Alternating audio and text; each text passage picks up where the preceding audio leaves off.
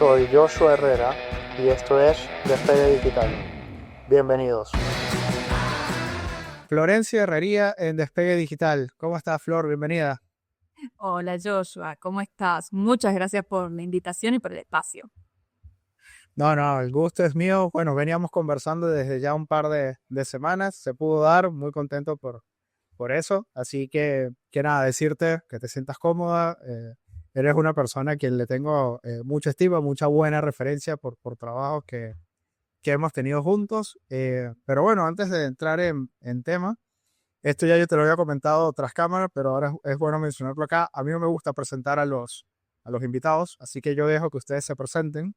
Así que bueno, lo primero con lo que quisiera arrancar el episodio es, ¿quién es Florencia Herrería? Para que le comentes a las personas que nos van a ver y que nos van a escuchar.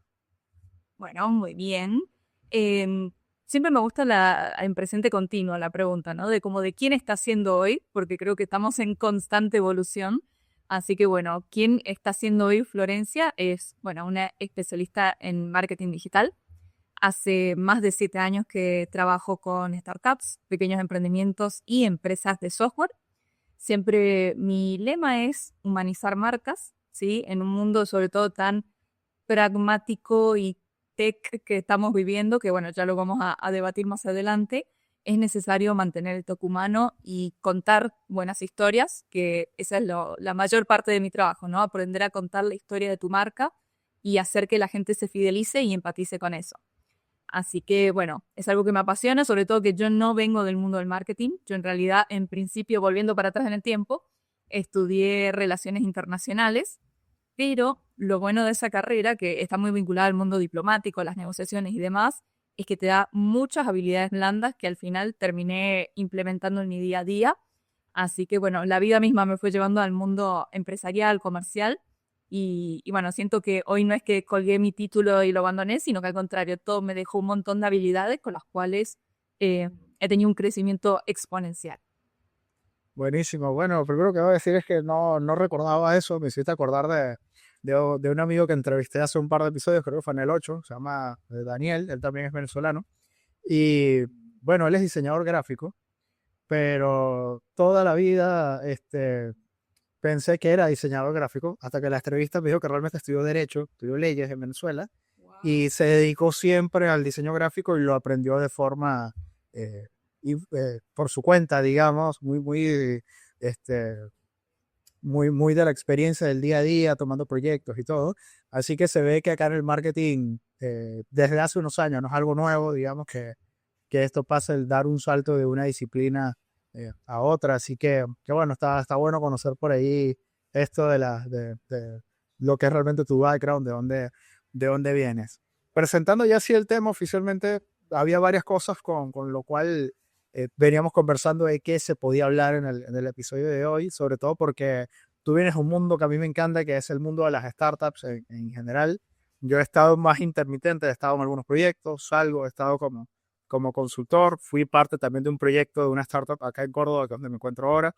Y bueno, es un mundo muy lindo y a medida que va pasando el tiempo te vas dando cuenta que es hermoso el trabajar en un proyecto de startups, pero no es apto para cardíacos, no es apto para todos, entonces por eso hay gente que por ahí entra o sale y una vez que entró, si le fue bien, se quedó, o si salen, no le quedan ganas de, de entrar.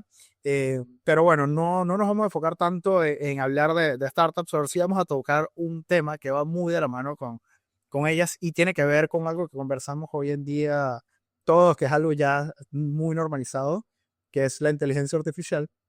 Y hay otra palabra clave, otra keyword que hay muy presente en la actualidad, que es la palabra contenido, específicamente el content marketing.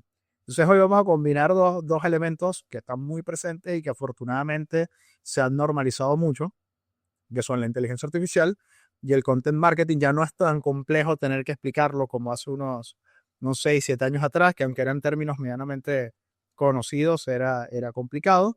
Así que, bueno, yo quiero comenzar conversando desde tu experiencia, desde tu background, sobre la tendencia que ve Florencia en la actualidad en el sector, específicamente hablando en marketing de contenidos de inteligencia artificial.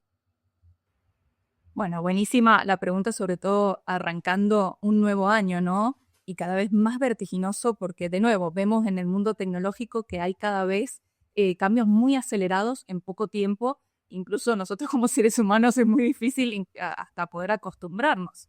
Entonces, bueno, en la industria creo que va a haber una mayor maduración este año, sí, en las industrias tecnológicas en general, donde ya no le hablamos al que se le dice el early adopter, ¿no? Sino al que recién está empezando a implementar estas herramientas, sino que ya empezamos a hablar de situaciones reales, de problemas concretos, ¿sí? Y buscamos a audiencias específicas, como que ya empieza a tener una mayor etapa de madurez, ¿sí?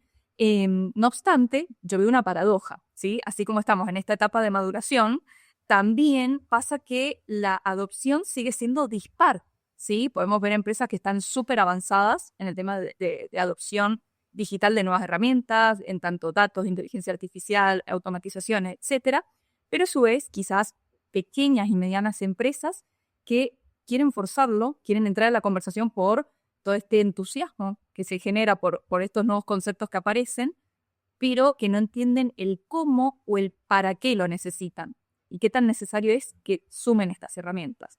Entonces, en este contexto, sí, a modo de introducción, es donde el content marketing también empieza a tener nuevos desafíos y es tratar de mantenerlo humano más que nunca, ¿sí? Donde abunda tanto contenido de inteligencia artificial, tanta, me gusta decir la fast food, ¿no? Como la comida chatarra, ¿sí? Lo mismo pasa con el contenido, ¿no? Ahora abundan imágenes, videos, textos que todos nos damos cuenta, o la mayoría de las personas nos damos cuenta de que están hechos con alguna herramienta, ¿sí?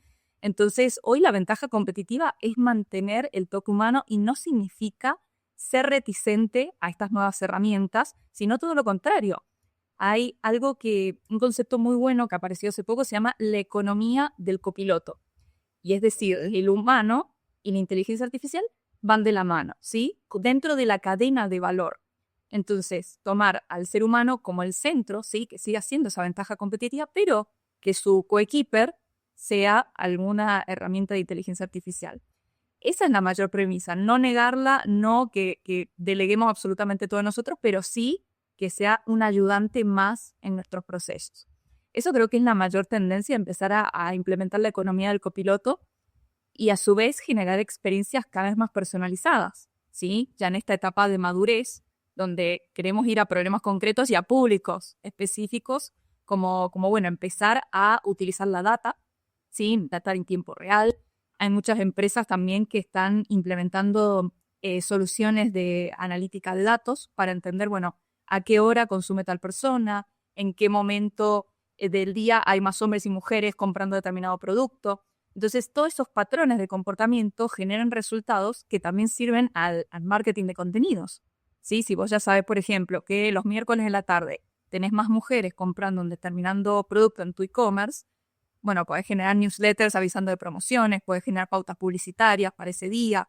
Digo, son distintas iniciativas que es para que uno esté atento, ¿sí? Como marketer. Y por otra parte, otra de las tendencias que se ha dado sobre todo en el último tiempo es los motores de búsqueda, ¿no? Nosotros como marketers, bueno, con Jojo trabajamos también en una agencia que se dedicaba más que todo a posicionamiento en motores de búsqueda, como Google, y hoy por hoy no es suficiente, ¿sí? No, ya la gente no googlea muchas cosas, también las busca por ChatGPT, por ejemplo, o Gemini en sí, o otras herramientas. Entonces aparece la búsqueda por inteligencia generativa, ¿sí? Cómo optimizamos las respuestas que nos puede dar. Entonces no solamente es posicionar palabras clave, ¿no? Como, por ejemplo, algún producto determinado o restaurante cerca de mí o alguna crema para pieles secas, ¿no? Sí, como no esas palabras claves, sino empezar a trabajar en respuestas, ¿sí? En las respuestas que nos gustaría que ChatGPT nos promocione, nos difunda. De hecho, como novedad, ChatGPT o cualquiera de estas plataformas. Hace poquito ChatGPT lanzó, por ejemplo, una nueva funcionalidad que está en beta tester en Estados Unidos, que es anuncios.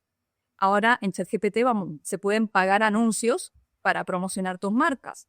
Entonces, esto va muy alineado con el posicionamiento dentro de la inteligencia artificial generativa. de cómo queremos que después cuando la gente pregunta algo nos puedan encontrar fácilmente y va a haber una competencia ahí dentro de lo que es pauta publicitaria.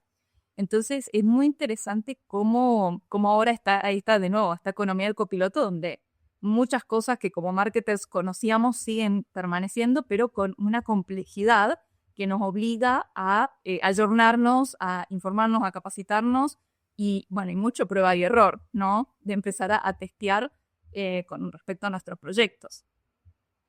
Sí, ahí mencionaste un montón de cosas, ¿no? Yo creo que lo más clave es esto que estás diciendo de la economía del copiloto. Yo te voy a poner un caso bastante personal, que es, yo uso demasiado una herramienta de productividad que está muy presente en la actualidad. Mucha gente cada vez la va tomando en marketing. Hay mucha gente que nos estábamos casando con esta herramienta que es Notion. De hecho, esto ya lo conversé también en otro episodio, justamente con Dan en episodio 8, si mal no recuerdo.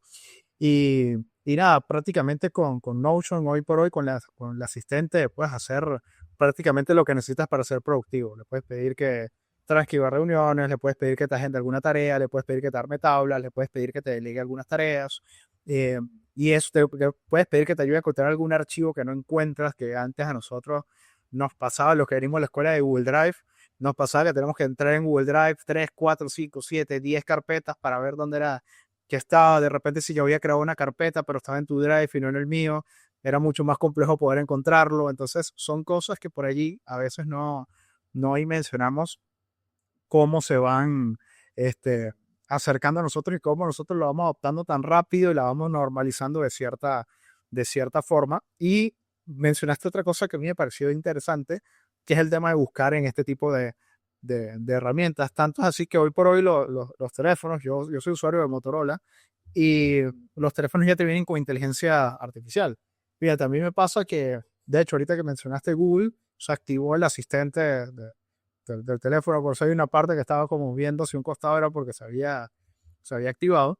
Y hoy por hoy tú le puedes dar un recordatorio a la herramienta directamente, le puedes pedir incluso a Gemini que te ayude tipo, a adaptar algo dentro de tu espacio. Es como, tienes tantas cosas. Y yo creo que por allí mucha gente, ya es un tema generacional y todo, que mucha gente por ahí, sobre todo las nuevas generaciones, lo están viendo tan normalizado que por ahí no sé si ellos van a poder ver un background tan grande como el que estamos viendo nosotros, que pudimos vivir un antes y un después, por lo menos en cuanto a lo laboral, con este tipo de herramientas, ¿no? Entonces, eso a mí, antes de pasar netamente a la parte de contenido, yo creo que es algo clave y yo creo que aprender este concepto, el trabajar en copiloto, en cooperación, en asistencia, sobre todo en algo tan complejo como es la generación de contenido, va a ser algo interesante, ¿no? Y me hiciste acordar algo que dice Nico, otro amigo que entrevisté en otro episodio.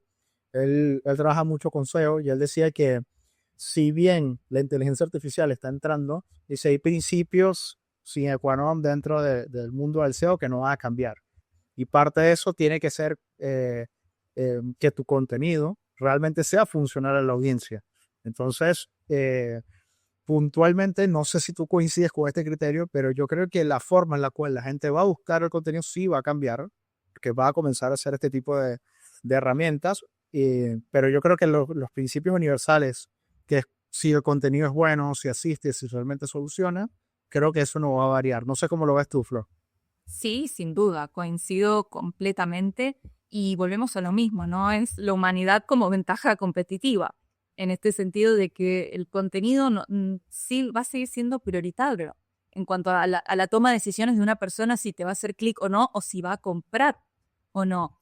Y hubo un momento cuando apareció ChatGPT, por ejemplo, que empezó a hacerse tan masivo allá hace 4 años atrás, que realmente el tiempo vuela. Era como casi apocalíptico entre los compañeros del marketing, era como, nos vamos a quedar sin trabajo, nos van a reemplazar, va a ser todo sumamente automatizado. El SEO va a desaparecer. La cantidad de veces que lo escuché, publicaciones de LinkedIn hablando de que no, que se iba a extinguir y todo lo contrario, ¿sí? Entonces, bueno, esa mirada apocalíptica creo que también se ha disipado con el tiempo al momento de entender, bueno, las bases van a seguir estando, las reglas universales de cómo se posicionan, ¿sí? Un artículo, una página web, una landing page, lo que sea, va a seguir existiendo. Lo que se suma ahora es este modo desafío de, bueno, de nuevo, no son las palabras clave solamente, sino, bueno, empezar a pensar cuáles son las potenciales respuestas que puede dar una inteligencia artificial generativa para generar también un engagement dentro de por ejemplo, ChatGPT, Gemini, Copilot y demás. Pero es como un plus a lo que ya existe, no es que se va a extinguir. Entonces, bueno, ese es el desafío. Coincido con lo que mencionas y antes de indagar en el tema de contenido, porque me interesa conocer tu postura con respecto a algo que mencionabas ahora que a mí me parece curioso y es que sí, la gente creía que el mundo se acababa cuando salieron este tipo de herramientas. De hecho, recuerdo escuchar casos de redactores que eran echados de agencias porque usaban este tipo de herramientas para apalancarse en aquel momento, hace 4 o 5 años.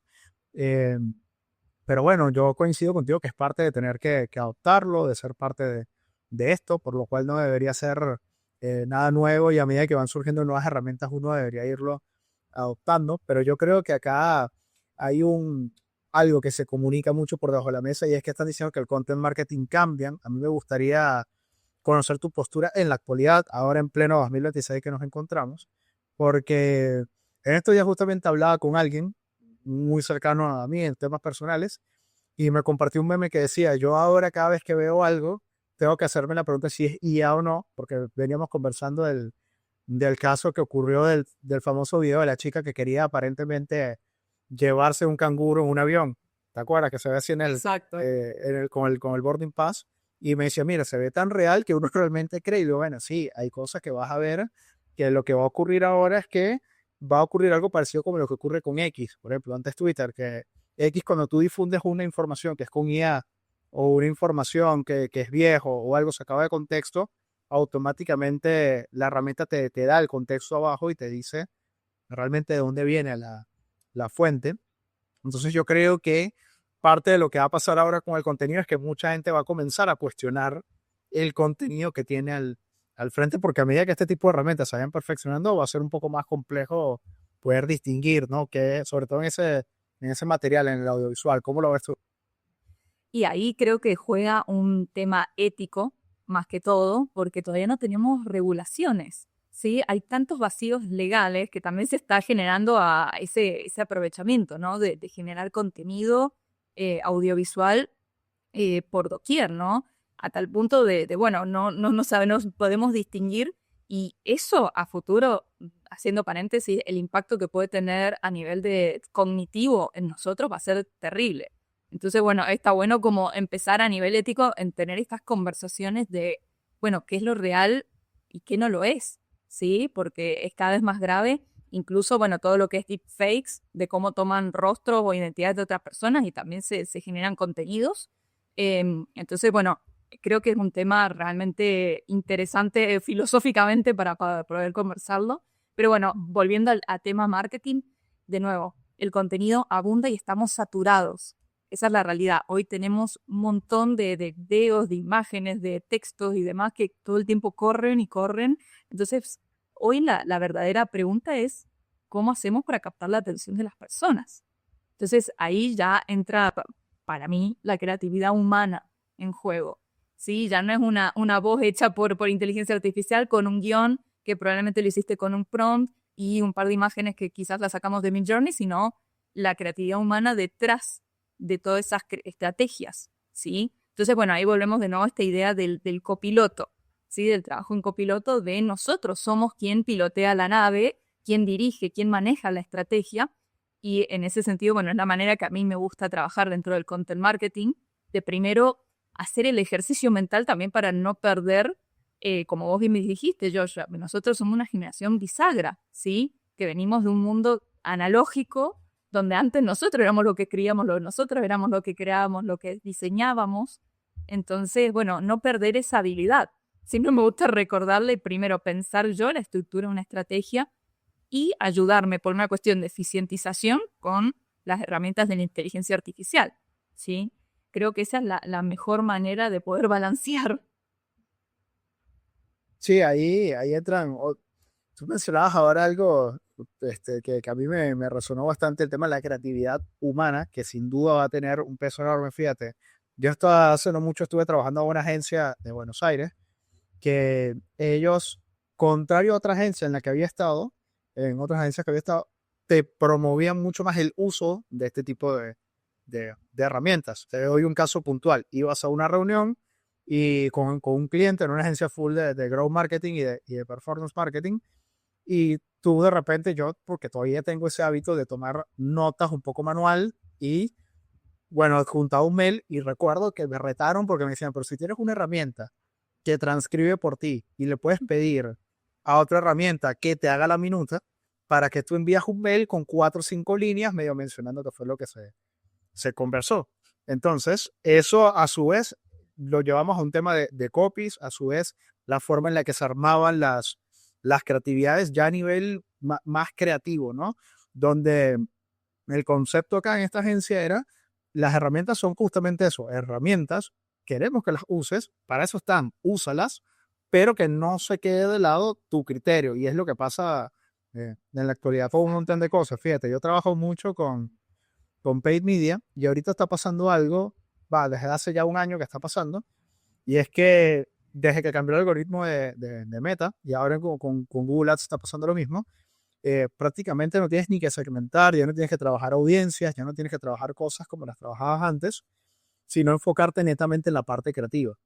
Entonces, lo que está pasando ahora es que ya no tienes que saber de segmentación, ya no tienes que saber de audiencias, ya no tienes que saber de un montón de cosas que antes tenías que saber a nivel de seteo, sino que ahora tienes que tener el criterio para poder crear 8 o 10 piezas que sean completamente distintas y dársela a la herramienta. Por lo cual, a nosotros como profesionales, el concepto que teníamos antes de hacer campañas en este tipo de plataformas cambió, que si se quiere incluso, vuelve a la sensación, digamos, a la esencia no voy a decir cavernícola porque no es el término, pero sí más arcaica, que era sentarte en una sala, crear algo y desarrollar algo, pero a nivel creativo, con un concepto, con una idea, y dejar que la herramienta la desarrolle. Entonces, nada, eso a su vez a mí me abre la siguiente pregunta, y es, hay mucha gente que tiene el miedo de que por la inteligencia artificial todo suene igual, o todos hablen igual, o todas las marcas se sientan que hablan parecido. Sobre eso, más allá de que coincidimos con la idea, ¿qué perspectiva le darías tú a la gente o para que derrumbarle, digamos, ese mito que pueden tener? Bien, me gustó mucho el concepto que hablabas de volver a lo arcaico, Joshua, y creo que el ser humano tiene algo que por más tecnología que haya no cambia, y es el hecho de que nos fascina que nos cuenten historias. Entonces, siempre está esa cuestión, ¿no? Desde nuestros ancestros de sentarnos alrededor de un fuego y que alguien nos cuente algún mito, una fábula, una historia, que eso no ha cambiado con el tiempo, a través de los libros, a través de las películas. Nos fascina el hecho de que nos cuenten historias. Lo mismo pasa en el marketing, ¿sí? No nos gusta que nos vendan, que nos llenen de spam. Nos gusta alguien que sea diferente. Seth Godin, que es el maestro del marketing, él siempre hablaba de la famosa vaca púrpura, ¿no? En una ruta que si uno va mirando el camino y ve una vaca blanca y negra y son todas exactamente iguales, va a decir, ok, da igual, no nos llama la atención. Ahora, va a haber una vaca púrpura, no te lo vas a olvidar nunca más en tu vida. Entonces, bueno, es encontrar esa vaca púrpura dentro del producto o servicio que estamos buscando, y en eso la clave es no solo un buen producto, por supuesto, sino también el hecho de cómo uno cuenta la historia de ese producto. Y en ese sentido, bueno, es muy preocupante, sí, que abunde tanto contenido con AI, porque ya hasta uno mismo se da cuenta de que no se edita ni una coma, ni un punto, y realmente se pierde mucha originalidad. Pero la clave es, de nuevo, ser nosotros quien le damos la directiva, quien nosotros creamos la historia, la estructura de esa historia, y aprender a hacer buenos prompts. En ese sentido creo que es la clave, ¿sí? Que un buen prompt creo que tiene 3 cosas, que es darle un rol, ¿sí? Que actúe quizás como un social media manager, como un paid media, ¿sí? Que tenga un rol, que tenga un contexto, ¿sí? De cuál es la situación en la cual estamos dando la directiva y cuál es la acción concreta, ¿sí? Que necesitamos. Un prompt puede tener un montón de tips, ¿sí? Pero yo creo que los 3 son esos, ¿sí? Como rol, contexto y acción. Y eso nos va a ayudar un montón a mejorar. De nuevo, no es quitar las herramientas, sino adaptarnos a los contextos en los que vivimos, ¿sí? Y hay cosas que no cambian, que al fin y al cabo es lo que venimos conversando, ¿sí? A todos nos gusta que nos emocionen, que nos interpelen, que nos cuenten una historia que te enganche, que te conquiste de alguna forma. Eso no cambia, simplemente que hoy por hoy es, bueno, eficientizar tiempos con las herramientas y, bueno, es la mano del ser humano al momento de crear el contenido junto con este copiloto, lo que hoy importa. Y lamentablemente va a pasar eso, de que hoy estamos muy saturados y que va a haber cada vez más contenido basura, ¿sí? Entonces, bueno, en ese sentido, lejos de ser pesimista, encontramos una oportunidad de decir, bueno, entre tanto contenido chatarra, ¿cómo hago para yo destacarme? Que esa es la clave. Bueno, dijiste dos cosas que a mí me parece tremendo. El tema de entre tanto contenido chatarra, que es clave porque hoy por hoy incluso ya está hasta evidencia científica de que este tipo de contenido, sobre todo el que es más efímero, tipo TikTok, tipo Reels, tiene hay efectos en el cerebro. O sea, ya está comprobado que afecta el nivel de concentración de las personas. Y lo otro es que estamos también en una época donde hay una gran parte de la gente que cuestiona todo lo que consume, y esta otra, que es lo que más abunda, que todo lo que ve en redes es palabra santa, cosa que yo no comparto para nada. Y lo otro que decía es la esencia del ser humano con el tema de las historias. Yo no que me gusta hacer este tipo de preguntas así tan exactas, tan precisas. Soy más de como dar un poco de contexto, pero yo sí te tengo una pregunta como muy clara en este concepto, tratándose de que tú vienes un mundo de startups, estuviste en contenido, que conoces marketing en distintas índoles. ¿Cómo tú, Florencia, usas la IA en la actualidad para que justamente no se pierda esa parte humana? No tiene que ser necesariamente con contenido. Puede ser una parte más orientada a procesos, puede ser una parte más trabajando con equipo, en general, en el uso en general. Y disculpa que me desvíe un poco de la conversación de contenido, pero me generó la duda. No, me encanta y está bueno que seamos diversos en cuanto a los temas que vamos conversando. Y yo creo que, a ver, mi mayor temor con respecto a la inteligencia artificial es que deleguemos mucho de nuestra conciencia, ¿no? Ok. De nuevo, estos temas éticos, o sea, ¿hasta cuánto de mi intelecto puedo yo delegar? Porque realmente se pierde mucho el desarrollo cognitivo al tener tanta dependencia. Y me incluyo, porque yo muchas veces temas personales de, bueno, discutí con tal persona, bueno, ¿quién tiene la razón en este hecho, no? Es como que yo hasta lo llego a decir en ChatGPT, y es como hasta qué punto estamos delegando de resoluciones del día a día en la inteligencia artificial. Hay cosas que, de nuevo, está buenísimo que nos ayude, que sea una herramienta más, que coopere, pero es como que estamos perdiendo del ser humano, ¿no? Y también pensar de que la inteligencia artificial no es un ente en sí, está detrás una empresa donde hay CEOs que tienen intereses, ¿sí? No es que es un robotito como lo vemos en las películas de ciencia ficción. Realmente detrás hay entidades que justamente utilizan todos esos datos. Entonces, bueno, ser consciente y ser cuidadoso de eso, que nos puede suceder, ¿no? De delegar a veces ciertas acciones, pero bueno, ser muy cuidadoso. Y yo creo que siendo optimista, por el otro lado, no solo la parte ética, sino siendo optimista, es muy interesante para eficientizar procesos del cotidiano, ¿sí? Como vos bien decías, desde el trabajo a, por ejemplo, tengo tantas cosas en la heladera, tengo un huevo, tengo una lata de atún, tengo unos tomates, bueno, ¿qué puedo hacer con esto, no? A veces ayuda a agilizar un montón de procesos en el día a día, que eso está buenísimo.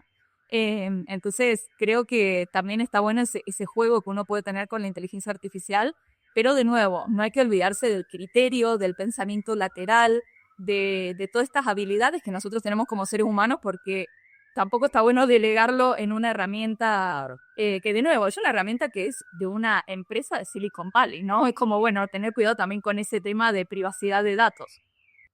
Claro, ahí en ese sentido, bueno, me hiciste acordar mucho de otra entrevista justamente acá en el podcast de un chico que él estudia filosofía, se llama Federico, y bueno, yo tengo mucho tiempo trabajando con él, alrededor de 2, 3 años.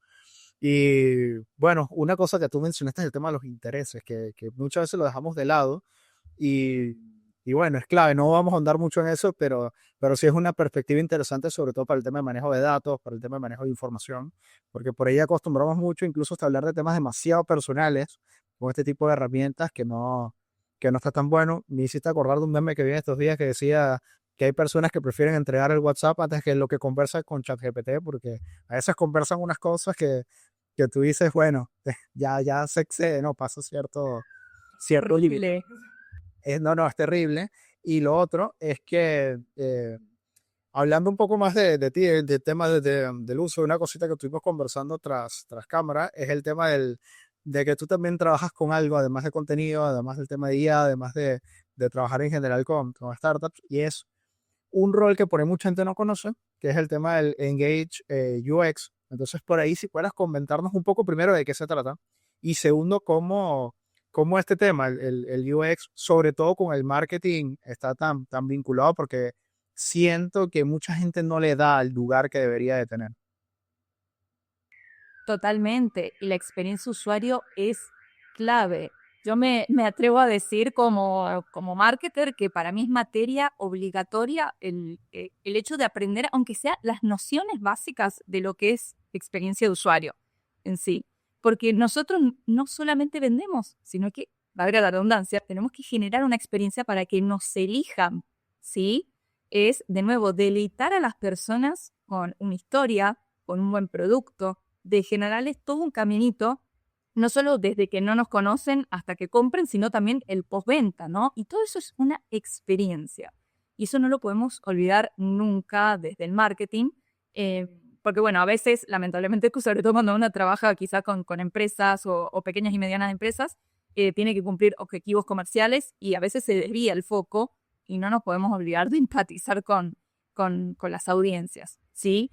Eso primero y principal, y creo que marketing y UX tienen que ser mejores amigos en ese sentido. Son la dupla que para mí son la clave del éxito. Hay un libro que es muy interesante, que a mí me gustó mucho, sobre todo cuando empecé a estudiar un poco de UX como entusiasta, ¿no? Que se llama No me hagas pensar. El título ya me parece buenísimo. Es de Stephen Krug. Es un poco viejo el libro, pero habla de claves realmente de la experiencia usuario, y la premisa es muy sencilla. Dice, la gente no te lee, no quiere saber cómo funciona tu producto. Va a escanear el contenido y de ahí va a tomar alguna decisión, y esa decisión aparte nunca es racional. Generalmente nosotros pensamos que el usuario que quiere elegirnos está premeditando de manera sumamente racional la decisión, y muchas veces no es así. Son a veces espontáneas, puramente emocionales. Entonces, bueno, teniendo esa información, es como nosotros también tenemos que hacer un doble esfuerzo de hacer lo más sencillo posible la experiencia para la persona, para que no se vaya, porque si tarda mucho, por ejemplo, tu web en cargarse, se va a ir. Si Claro. ya el producto es muy complejo de entender, también se va a ir, porque bueno, no tengo tiempo para entenderlo, ¿sí? Claro. Si la llenamos de contenido, también de mucho texto, que parece como un pergamino de texto que no lo podemos ni siquiera escanear las palabras clave, también se va a ir. Entonces, eso es parte del UX también. Y me gusta mucho este libro y siempre lo recomiendo, no solo porque no tiene tantos tecnicismos que a veces, bueno, es complejo entender todo lo que es diseño de experiencia de usuario, sino que te acerca realmente a lo que sucede en el día a día, y no solo en lo digital. También se puede aplicar en el día a día en un local físico, ¿no? De por qué en la góndola ponemos de determinada manera los productos. Claro. O cómo al ingresar la persona, bueno, qué es lo que siente, qué aromas, cómo es los rostros de las personas que lo va a atender. O sea, todo, absolutamente todo es marketing, pero también es experiencia, ¿sí? Total. Entonces tienen que ir de la mano. Bueno, tú recién mencionabas algo que para mí es clave, fundamental. Yo doy clases de e-commerce, sobre todo a pequeños emprendedores que por ahí no saben por dónde comenzar. Y una cosa que vemos durante parte de los módulos es el tema de cómo compra el usuario. Y una cosa que le mostramos a ellos, vemos la teoría de los tres cerebros, y una cosa que vemos es que sí, más del 80% de las compras que hace un usuario tiene que ver con un tema emocional o instintivo, y después tratamos de darle una justificación. De hecho, el principio del consumismo viene de ahí, que es cuando compramos cosas que realmente no necesitamos y después tratamos de justificar. Yo siempre doy el ejemplo de que hay personas que tienen, bueno, acá en Argentina no lo he visto tanto, pero sí en otras partes he visto que hay personas que son, no te voy a decir que les guste, se vuelven fanáticos de comprar algo como por ejemplo zapatillas. Tú no necesitas 20 zapatillas, no necesitas 20 pares de zapatos. No, para nada. Pero te haces creer que necesitas uno para cada ocasión, que necesitas el mismo de distintos colores. Después que haces la compra, después que compraste las 20 zapatillas a lo largo del tiempo, tratas de justificar el por qué las tienes. Y eso en general ocurre mucho. Y el tema de la experiencia y el marketing, yo coincido contigo, sobre todo porque hoy por hoy vemos cómo cada vez que nosotros usamos una app o somos parte de algún espacio, alguna comunidad, se nos encuesta, se nos suele preguntar mucho cómo te fue. Te pasa cuando te pides un Uber, que apenas te bajaste, te pones a calificar el chofer. Te pasa cuando bajas una app, te pasa cuando te quedaste en un Airbnb, te pasa en general con cualquier cosa, te preguntan y quieren tu opinión.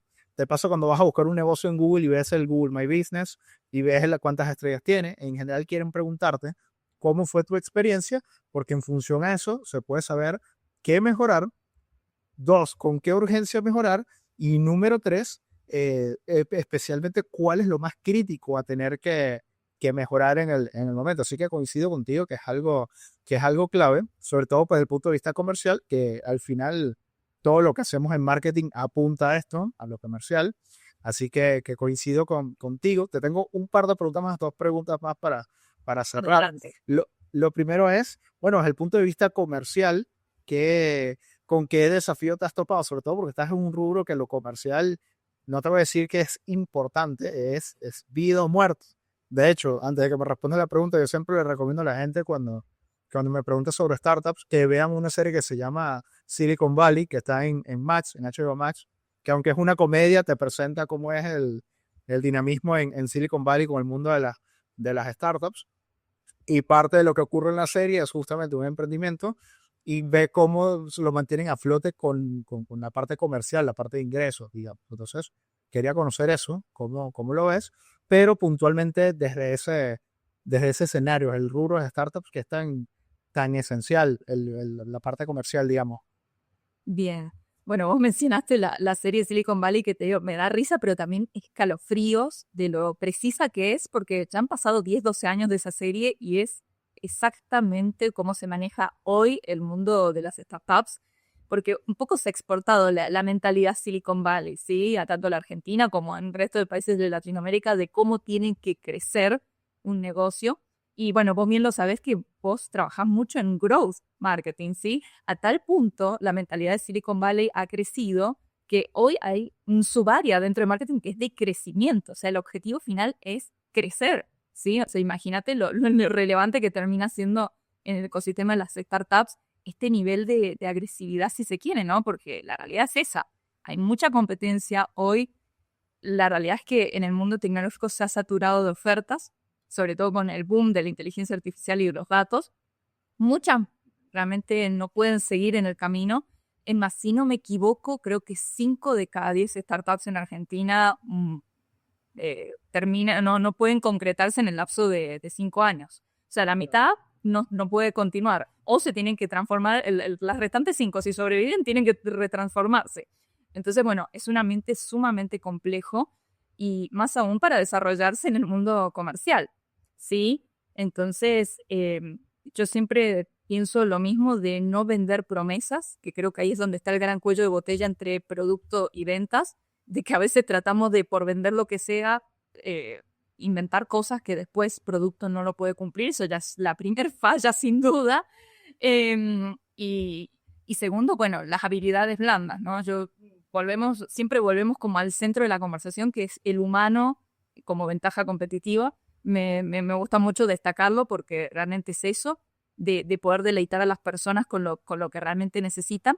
Y hay otra tendencia, que bueno, ahora la sumo porque creo que es interesante en este contexto comercial, se llama account-based marketing, ¿sí? Que es marketing de cuentas, ¿sí? En vez de buscar leads a mansalva, ¿no? Así gran cantidad de prospectos para poder filtrar, ¿no? Como el famoso embudo que vemos siempre en marketing, ¿no? De que llega al final de la venta, llegan unos poquitos, porque esa es la realidad normal. Lo que hace el account-based marketing es justamente buscar pocos leads, pero altamente calificados. Vos decís, bueno, este realmente es el pez gordo, ¿sí? Y quiero llegar a él y voy a hacer lo que sea para llegar porque realmente a nivel ticket es interesantísimo, es una empresa que está alineada con lo que podemos llegarle a ofrecer. Entonces, tomamos pocos leads y tratamos de hacer campañas personalizadas. Y eso es muy interesante porque se está dando mucho últimamente. En mi trabajo lo implementamos, por ejemplo, sobre todo gracias a la inteligencia artificial, porque podemos hacer muchas investigaciones de mercado, empezar a targetear las campañas de manera más personalizada por toda la información que vamos teniendo.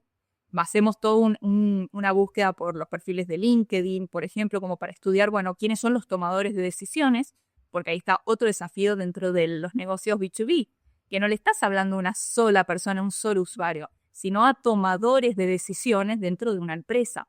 Entonces, bueno, ok, a esta empresa a la que queremos llegar, bueno, hay 10 personas que son los VP, los C-Level, a los cuales queremos apuntar, bueno, ¿cómo les hablamos para que se interesen y en un día, en alguna reunión, ellos hablen de nosotros? Entonces, es muy interesante esta tendencia también que se ha dado, que me ha llamado la atención en comparación a años anteriores, que era más de buscar en cantidad. Hoy se busca calidad. Y es arriesgado, por supuesto, porque es invertir mucho en poco, pero con la posibilidad de que uno pueda convertir mucho más rápido, porque es una hiperpersonalización, ¿sí? Ya estamos sabiendo cuáles son los patrones dentro de los tomadores de decisiones de una empresa en particular a la que queremos llegar. Y creo que esa es una tendencia también que no la mencioné antes y creo que en la parte comercial se está dando mucho y es muy, muy interesante también. Bueno, es que qué bueno que lo hayas mencionado, porque una cosa que yo siempre enseño cuando a mí me preguntan de growth, o sobre todo cuando hablo con la gente de e-commerce, que es lo que más he trabajado los últimos par de años, es que yo siempre les menciono que en general, hoy, además de la adquisición, sobre todo para el que trabaja con leads, es más importante aún retener por un tema de costos. Y lo otro es que la gente tiene que entender que cada vez va a ser más complejo tener leads, no solamente por un tema de competencia, sino también por un tema de control. Nosotros acá en Latinoamérica todavía estamos bastante crudos con el tema del manejo de datos, pero en Estados Unidos y en Europa, bueno, en Estados Unidos particularmente en California, pero vamos a tomar Estados Unidos completo y en Europa es muy complicado el tema del manejo de datos. Bueno, solamente lo que pasó con Apple y el tema de tú escoger si querías recibir o no anuncios, ya había sacado una gran cuota de personas en Estados Unidos. A eso súmale que la tendencia va a ser que todo esto a nivel de control de datos sea mucho más agresivo por parte de los gobiernos va a entrar. Entonces yo le decía a las personas en general, hagan foco en que lo poco que vayan adquiriendo, traten de retenerlo el mayor tiempo posible, porque te sale más barato hacer esfuerzos y retener a una persona que tratar de salir a buscar mucho más, porque bueno, pasa esto que estabas mencionando en una parte, y lo otro es que sí, se va a volver un poco más hipersegmentado, más preciso, y justamente una vez que lo tengas, como el volumen va a ser menor, apuntar a retención va a ser crítico. Entonces, nada, quería sumarlo porque creo que es algo clave, pero para cerrar, Flor, hay algo que siempre le pido a los invitados y es un tema de recomendación, sobre todo porque en estos días a mí me pasó hablando con mi viejo es una persona joven, él tiene 50 años justo desde el momento que estamos grabando esto hasta marzo. Y bueno, es una persona que como buen millennial se adapta muy bien a la tecnología y nada, por ahí está como tratando de entrar un poco más duro con el tema de inteligencia artificial, más allá de lo que uno puede recomendarle, más allá de lo que puede ver. Entonces, para Flor, puedes mencionarlo en simples pasos o en cosas concretas, tómate la libertad de hacerlo como quieras. Eh, yo soy una persona, viví bajo un puente toda mi vida, conseguí una forma de entrar al mundo laboral y ahora quiero aprender de inteligencia artificial. Primero, ¿por dónde comienzo? Y segundo, al día de hoy, ¿por qué dirección pudieras darle tú a una persona que no tiene ni idea con respecto a esto? ¿Por dónde empezar? Que es tan complejo con tanto recurso, digamos. Qué pregunta, porque es un desafío enorme, sobre todo porque ¿qué requiere? Salirme de mi ego, ¿no? Porque hay cosas que para mí son terriblemente obvias, como por ejemplo, bueno, cómo hacer un prompt en ChatGPT, que ya de por sí prompt es una palabra súper nueva que ahora se ha puesto de moda, pero hasta hace Claro. si de 6 años atrás nadie sabía que era un prompt, ¿no?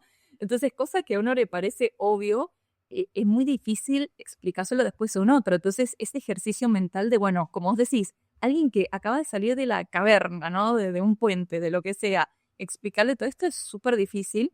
Yo creo que, bueno, siempre insisto en la idea de que nos tenemos que ayudar entre todos, es buscar colaboración. algo que tiene de lindo el ambiente tecnológico, que si bien es agresivo en cierto punto, ¿no? Por esta saturación que vimos de servicios que se están ofreciendo, pero también es muy colaborativo, ¿sí? Y creo que tiene esta cultura mucho, sobre todo el programador del open source, que es como esto de los códigos abiertos, de recursos abiertos, en el cual se comparte mucho la información porque sabes que enriqueces a un otro y también te enriqueces a vos mismo enseñándole a un otro. Entonces, bueno, me gusta mucho esa cultura y creo que es pedirle ayuda a un otro, ¿sí? Y preguntar todo lo que tengas que preguntar, ¿no? Creo que ese para mí es el mayor ejercicio. Y bueno, hoy tenemos la gran biblioteca de Alejandría Online, que bueno, es el Internet, ¿sí? Que tenemos Google, que podemos seguir buscando lo que se nos plazca, de poder encontrar toda la información que necesitemos, de tutoriales, de artículos y demás, que ahí vamos a encontrar muchísima información. Pero de nuevo, yo creo que entre seres humanos no siempre nos vamos a terminar ayudando y apoyando. Y eso creo que es lo bonito del ambiente tecnológico, de que está ese espíritu de cooperación. Pero bueno, es algo que, a ver, lo pienso mucho, más, sobre todo porque en paralelo a esto de marketing, que es mi trabajo full, es como Superman y Clark Kent. Por otra parte, yo estudio mucho temas de longevidad y envejecimiento y he trabajado con adultos mayores donde, por ejemplo, tenés que explicarles cómo entrar a una llamada de Zoom, que para mí es obvio, ¿sí? Yo entro a un link, pero para mí es intuitivo, pero para otra persona no. Entonces, ¿cómo hago para explicarte a vos algo que para mí es natural? ¿Sí? Y yo creo que también está ese ejercicio, ya sea para personas de cualquier edad, ¿sí? Tanto niños como adultos mayores, como quien sea, como tener este ejercicio de que hay cosas que no son obvias, que a nosotros, de nuevo, son experiencias de usuario que a nosotros se nos da natural de, bueno, apretamos estos botones y ya sabemos que estamos en una llamada o nos va a dar esta determinada respuesta de ChatGPT, pero no son cosas que quizás para otros salgan así de natural. Entonces, bueno, tener ese nivel de empatía y seguir trabajándolo, creo que esa es otra de las claves. Pero bueno, yo sigo insistiendo en que la idea en que entre todos nos podemos ayudar siempre, de alguna forma, en ese espíritu de cooperación, ¿no?